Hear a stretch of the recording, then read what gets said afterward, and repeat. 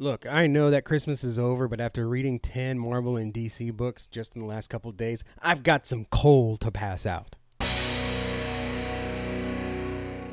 Howdy, howdy, American Texan here, and this channel is all about comic books, specifically what we're reading out of the big two, off of the indie shelf, off of crowdfunds. We don't talk about the drama, what people are twittering, or how other writers and artists are being stupid. We'll let the other channels take care of that. We're just here for the stories. Were they good? Were they bad? Were they enjoyable? Did they make you think, or did they make you haw? So welcome to the channel. If you want to talk about the comic books themselves, like and subscribe as we cover all the content. And in today's show, we're doing the big two review, where I take a look at the books that I purchased myself with my own hard money from my own local comic book shop. And this week we've got 8 DC books, half of which are tied to DCKO, and only 2 Marvel books. And these 2 Marvel books are just one-shots because there's not much going on that's ongoing for Marvel that I care about. Let me tell you this, though. Not just Marvel. Marvel's not the only one that is guilty, because DC, I've got some coal to pass out as well. So let's jump over to the table, open up these books. I'll try to avoid spoilers as much as possible and talk about what came out this week, what's worth reading and to enjoy. And if you read any of these books and you want to talk about them, let's do it down in the comments. I do suggest that you put a couple of line breaks or enters, and then let's talk about it. Let's nerd out about it together. All right, so here are the 10 books that I read from Marvel and DC this week, and I wish I enjoyed more of them. Maybe it was just me, because I was so tired from Christmas. I wasn't in the best of reading moods. But then I read some good books and I was like, oh yeah, that's what comics is supposed to be. So let's get into this. This was kind of a mixed bag week, starting with Will of Doom. I did not care for this one. It was a decent epilogue and the art was fine. The biggest distraction to me was this is more of a story about the aftermath of Valeria becoming Doom's inheritor. But there are some Doom bots that come across and say, hey, no, we want to continue Doom's legacy. My biggest problem with this is the Doom bots don't look like Dr. Doom. They look like obvious Doom bots. And Doom bots, for as long as I've known, are supposed to look exactly like Dr. Doom. Like, you cannot tell if you're talking to a Doom bot or Dr. Doom himself. And they totally just changed that for the story. I don't know why. I think the art's really good. Like, this is what Sue Richard should look like. That's what she should look like, not what she looks like in Fantastic Four mainline right now. She looks good. Same thing with all of them, really, all the folks. But, the action was all right. I didn't read Red Hulk. I wish we could have had a little bit more about what Red Hulk and what he did, planting the flag and causing some kind of international crisis. But throughout the whole thing, you see this banner at the top, the fall of Doom will lead to the rise of Armageddon. It seems like they're really setting up Armageddon, and they're setting up another, not civil war, but they're setting up like the government overstepping what they need to do, because they're kind of taking Red Hulk and putting him in a position to go into Armageddon. And I think people think that because Zdarsky is writing this, and it kind of makes sense. So you've got Ryan North, who kind of had an idea, but didn't really execute it well, handing it off to Zdarsky, who's taking that story into his next story way too soon, I think. I mean, Armageddon is still many months away, and we're already prepping for that. I don't know. I don't know if it's event fatigue or what, but we can't just tell a single good story. We've always got to be setting things up. And I don't know, it just takes away from what could have been here, like a really interesting character story about the void that Doom leaves and how the team handles it. They talked a lot about people that are missing Doom, but I don't know, it just didn't land for me. So Will of Doom was kind of a disappointment. Marvel Winter Break Special. I know a lot of people think this was a disappointment as well. I think it was better than the 2025 swimsuit. And again, I only got this because, first of all, I love the Marvel trade dress on the swimsuit edition, and I'm aiming to have a full, complete set, and I'm only missing one classic issue. But that said, there were some better jokes in this one. Like, I actually love this joke here. You've got the CEO of Roxxon apologizing for the last magazine he did, and he said, I'm court mandated to feel just terrible about it. I just thought that was a funny line. It's like, as a dad, I'm like, yeah, I'm gonna save that one. The art started good. I appreciated the inclusion of Gwenpool here to take pictures and everything. But the story is kind of meh, and the pinups start pretty strong. Like the She-Hulk one, I think, is pretty strong. I like this one. Doesn't really seem like a swimsuit issue one, but I do like that one as well with T'Challa and Storm. So the pinups, I think, were on par. They were a little toned down, but that's honestly what I expect in 2025, so maybe I just have low expectations. A few of them weren't pinups really at all. Carrie Andrews had a great one as well. There was a couple in here that I was like, I don't know if I'd call that a pinup. let's see here. Yeah, like the ghost one, riding a dinosaur. That's more of like for the Christmas season. Yeah, I don't know about that one. However, my favorite one was actually at the end because I do love Shauna. We got Khazar, Shauna, and in the what do you call this? Spa? I don't know. I don't think it's called spa. I think it's called something else.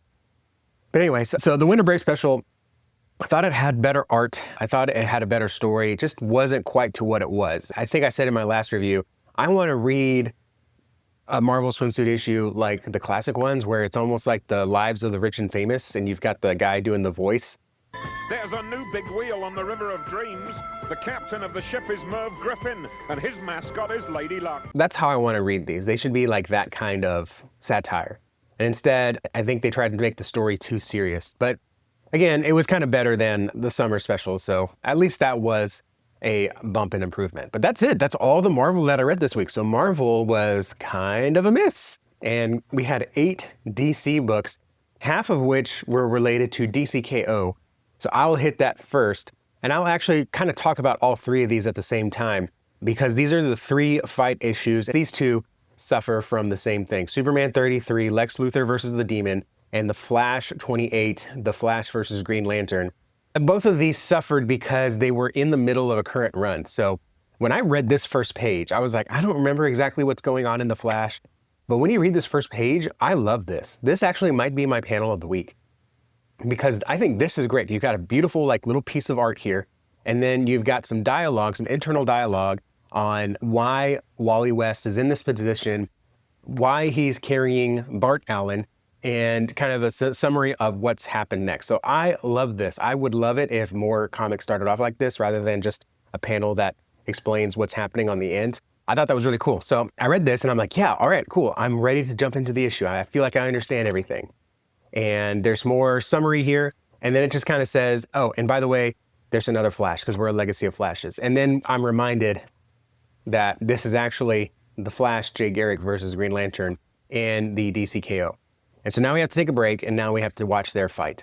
And their fight was decent. I didn't like this part where they Jay Garrick says, we need to make some time to try to figure out how we can get our way out of this together alive. So why don't we play some checkers? Maybe instead of killing each other, we play for the win on checkers. Then you discover that Guy Gardner doesn't know how to play checkers. Like, I don't know. That's just kind of a lame setup. And we have some pretty cool battles in here. The battles I think were great. We got Red Lantern, Guy Gardner makes an appearance.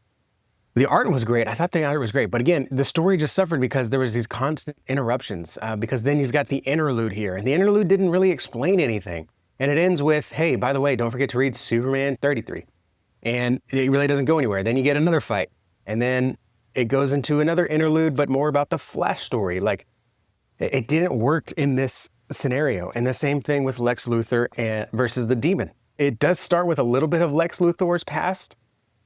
But if you're not familiar with that, you really don't know what's happening. And then after the fight, it breaks, and I don't want to spoil too much. We go to the Fortress of Solitude with Lois and Superboy Prime. I think this looks great because of Hayden Sherman's art. I thought that was great that he got to take a crack at that. I really enjoy Hayden Sherman, and the paneling is great. But we get some more of the fight here. I think this was the best fight of the week. But then again, we end on a interlude with what's happening on the main storyline. So I don't know. It just kind of suffered because it was trying to do too much in one issue. Like, just have the fight on its own. I think they all should have stood together on its own. And then the Red Hood versus Joker. This one, I'm not a huge Red Hood fan, but I don't know that much about the Red Hood. So what I do know is very surface level. So I do enjoy the Red Hood here and how it's another recap of where we're at, how Jason Todd got to this situation and why this battle means so much. But some of the art here and decisions on the writing threw me for a loop. Like, I'll show you one example that just made no sense to me. It's so far removed from suspended belief. So they're having a fight and it's a knockout drag out. It's insane, right? Like, they're constantly stabbing and shooting each other. And Jason Todd throughout the issue slows down when he's injured. But Joker, look at this. Adult warning here. He gets stabbed in the back with a knife. Then he gets the knife booted through his throat. And then he just runs away. And he actually stays alive for not even stays alive. He just never dies. He's still going. That makes no sense. How do you get a knife through the back of your throat and you don't die? And not only that, you're like fully capable of everything else you normally are. That is too far removed for me. Not only that, he's like jumping around and stuff. And I don't get it. I don't get it. Now, there is a little bit of a trick that they do at the end, but again, it wouldn't fix that. It wouldn't heal through the end. That really threw me for a loop. There's another thing with how this ends, that Joker takes a shortcut, or he finds a loophole. I don't know. And I don't think the apocalypse would fall for that. I don't think that the way the Joker like won the third round, I don't think that should have happened. That is, I can understand bending the rules, but Joker bending it in that way made no sense to me. So the Red Hood versus the Joker, man, another weak one. I don't know, maybe I have too high expectations. I love the Superman versus Captain Atom one.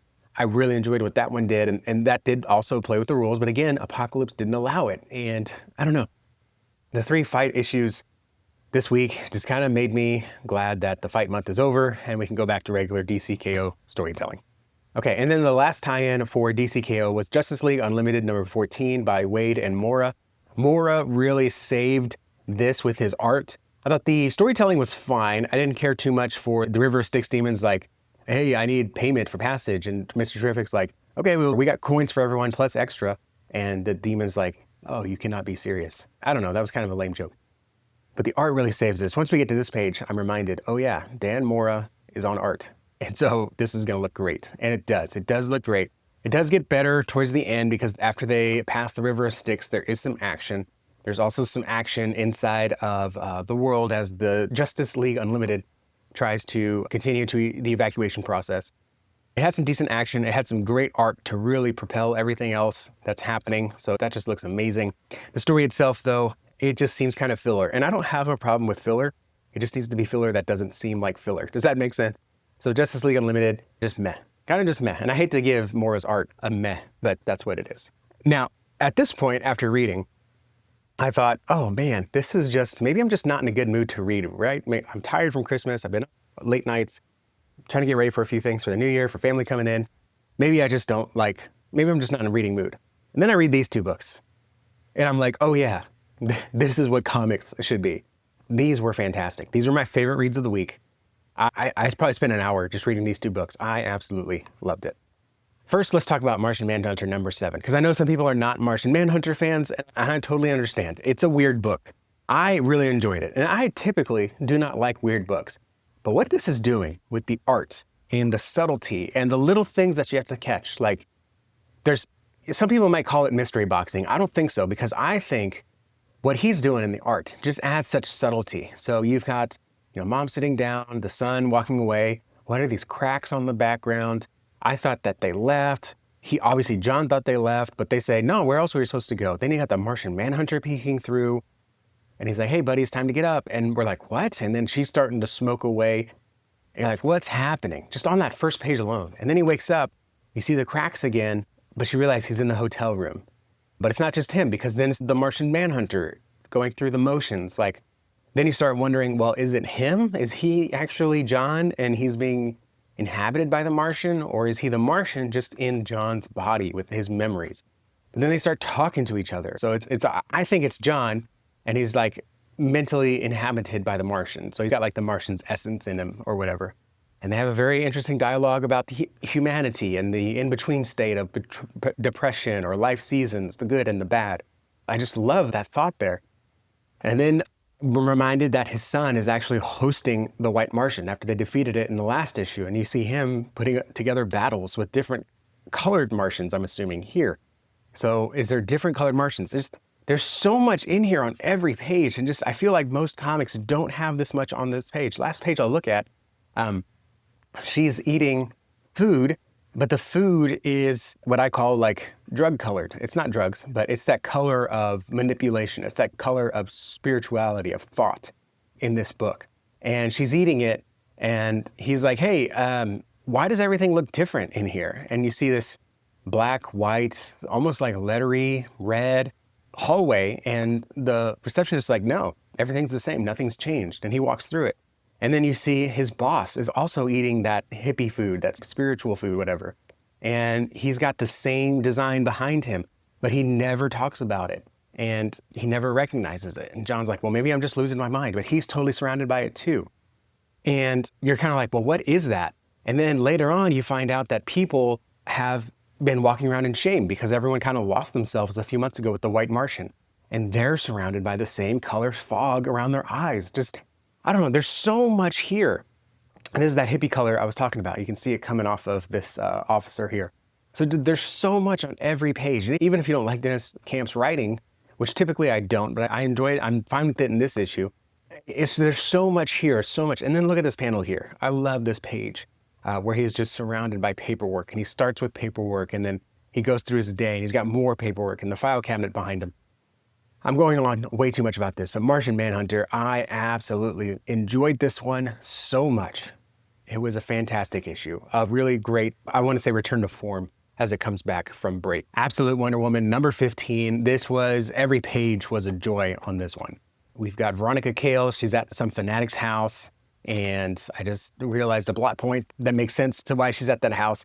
Then you turn and we're in Gotham, and you got this insane panel here where we're zooming into the alleyway fight scene, and everyone gets distracted because there's a magic bat symbol up here, which, funny enough, this is not the first time you'll see something like this week. And then they go and have their meeting, and it's a meeting of two, I'm going to say it, it's almost like a meeting of two gods. It's like, oh, I've heard of you, and it's, oh, I've heard of you too, and how do you handle this? The cultural differences and them discovering each other. This is so much fun. You get the Hayden Sherman paneling here of just the different ways to showcase things. I think there was one that actually the paneling on the page was like a bat symbol. I don't want to spoil it too much, but there was a panel on here. There was a page here that was paneled to look like a bat symbol. And then again, I just love it when folks do that. Okay, it was this one actually right here. You can see it's the middle of the bat symbol right there. That is so cool. It's hard to talk about this one without spoiling it, but they have a really great dynamic. They actually do detective work as they investigate this crime scene, which leads them to another crime in progress, which leads to Wonder Woman having to deal with things that Batman has to get her out of. And there's the callbacks to the beginning of the issue that helps them save the day. Man, I wish I could talk about this more. I wish I could nerd out about this. This was my favorite read of the week. This was my pick of the week. I absolutely love this one. They did not drop the ball at all. Thompson, fantastic work. And I know a lot of people don't like her, and I'm sure I've read some stuff that I didn't care about from her either, but her writing on this was superb. It was cheesy in all the best ways. And then at the end, they don't wish each other Merry Christmas. They say Happy Holidays, but it was still a sweet moment. It would have been nicer to see Merry Christmas, but pagan's gonna pagan. So it was great to see that here as well. So Absolute Wonder Woman was my favorite read of the week. And then we had two ongoings that we had one mini-series and one ongoing that I read. I was kind of disappointed in Justice League versus Godzilla versus Kong 2, Volume 2, Issue 6, the longest title out of DC.